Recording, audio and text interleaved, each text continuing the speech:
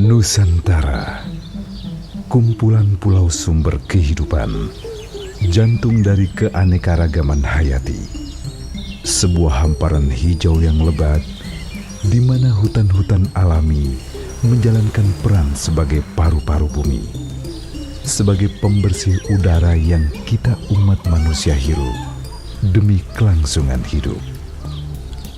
Nusantara juga sebuah hamparan yang kaya akan pohon-pohon kebijaksanaan, kaya akan kisah hidup selaras antara manusia dan alam, kaya akan cerita tentang mereka-mereka yang tidak takluk dan juga tidak menaklukkan alam, melainkan dengan penuh sukacita dan kesadaran melindungi dan merawat bumi yang memberi mereka kehidupan. Kita, umat manusia, dapat banyak belajar dari contoh-contoh kebijaksanaan lokal dalam berperilaku ramah lingkungan tersebut.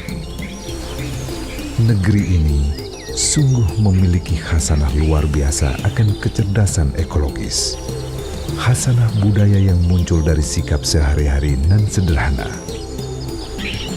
tumbuh dari tindakan-tindakan nyata yang sangat mudah dilakukan dan ditiru. Nusantara mewariskan budaya yang terbukti berdampak penting bagi daya tahan lingkungan dan ekosistem.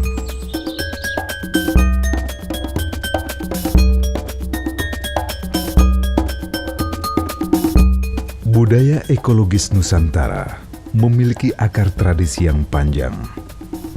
Prasasti tulang air yang ditemukan di sekitar Temanggung, Jawa Tengah bercerita bahwa pada abad ke-9 Masehi telah berlangsung pengorganisasian masyarakat dalam mengelola fungsi-fungsi ekologis.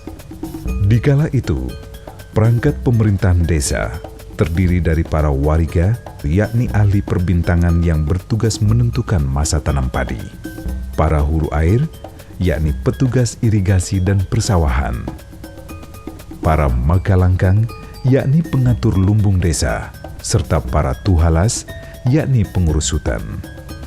Pengorganisasian seperti itu memberi dasar dan menjadi contoh bagi praktik pertanian yang berkelanjutan. Pada dinding-dinding Candi Borobudur, kita juga dapat menyaksikan dokumentasi kehidupan yang selaras dengan alam di masa lampau. Di sana terdapat relief yang menggambarkan orang tengah membajak sawah dengan bajak yang ditarik kerbau. Pada dinding candi dari abad ke-8 tersebut, terpahat paling tidak 30 jenis fauna, baik yang pernah ataupun tidak pernah hidup di Pulau Jawa.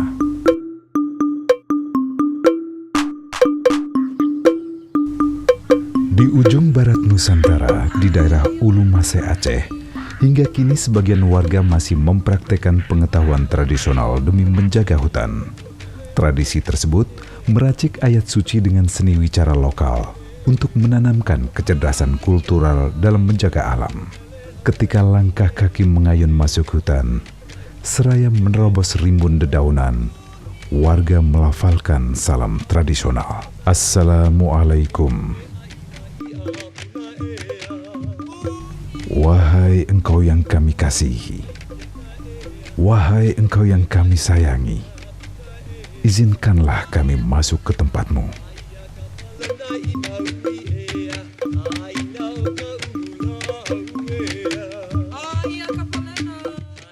Di Ulu Masen, menjaga alam, menghormati hutan, merupakan sebuah ibadah.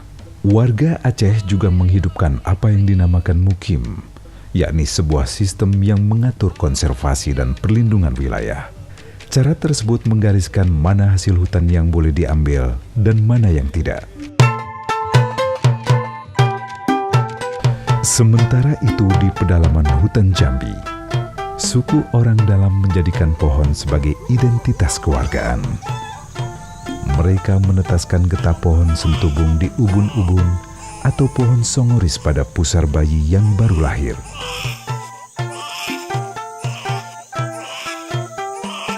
Tradisi menggariskan bahwa si anak harus menjaga pohon tersebut hingga dewasa dan tua. Dan bila orang tersebut telah meninggal, menjadi kewajiban keluarganya untuk menjaga pohon tadi. Praktik tersebut adalah cermin dan laku orang rimba dalam memaknai lingkungan hidup dan hutan. Bagi mereka, langit adalah atap kami, bumi adalah lantai kami, dan ini adalah adat kami di hutan. Demikian mereka berpantun. Menyeberang ke ujung timur Nusantara, ke Kabupaten Merauke, Papua, kita dapat mengambil inspirasi dari tradisi suku Marin Anim dalam mengelola ekologi. Di sana, konservasi dijalankan berdasarkan garis marga. Pelestarian kelapa menjadi tanggung jawab marga Gebze. Adapun konservasi pohon sagu dilakukan marga Mahuze. Demikian pula dengan tugas menjaga fauna, marga Basik-Basik bertugas menjaga babi hutan dan marga Samkaki mengurusi kelestarian kanguru. Untuk fauna burung, ada marga Kaize yang menjaga keberlangsungan hidup burung kayi dan marga Yolmen untuk burung elang.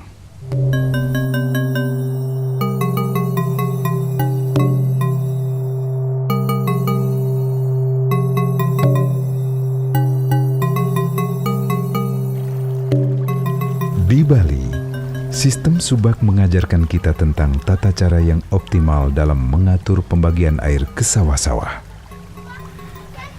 Irigasi tradisional tersebut menunjukkan sistem ekologi dan sosial yang rumit, sebuah kemampuan yang tinggi dalam pengorganisasian warga dan kerjasama sosial. Dalam sistem subak, pura air memiliki peran sentral. Di sana, warga mendoakan air yang melewati pura agar menjadi tirta yang mengaliri saluran, lereng, dan sawah. Pura sekaligus menjadi tempat warga berbagi informasi tentang panen dan hama, tempat bersepakat menjadwalkan tanam dan irigasi. Pura merupakan otoritas untuk melakukan koordinasi sosial sehingga setiap warga patuh pada sebuah sistem ekologi yang terpadu. Di Pulau Kalimantan, suku Jayani Dayak mengajarkan kita akan makna kebahagiaan yang sederhana. Kata mereka, rasa bahagia muncul ketika menemukan udang di ceruk helai daun yang terapung di tepian sungai. Rasa bahagia muncul karena ada ikan di air dan ada satwa di hutan. Sungguh sederhana, namun lugas. Inspirasi dari kebijaksanaan lokal yang tersebar di hamparan Nusantara tak akan habis bila digali, baik yang terdokumentasi maupun yang tidak. Inspirasi-inspirasi tersebut memancarkan harapan dan kebanggaan. Nusantara, itulah tempat di mana kita, umat manusia, dapat kembali belajar dan mempertajam rasa guna berperilaku ramah lingkungan dan selaras dengan alam.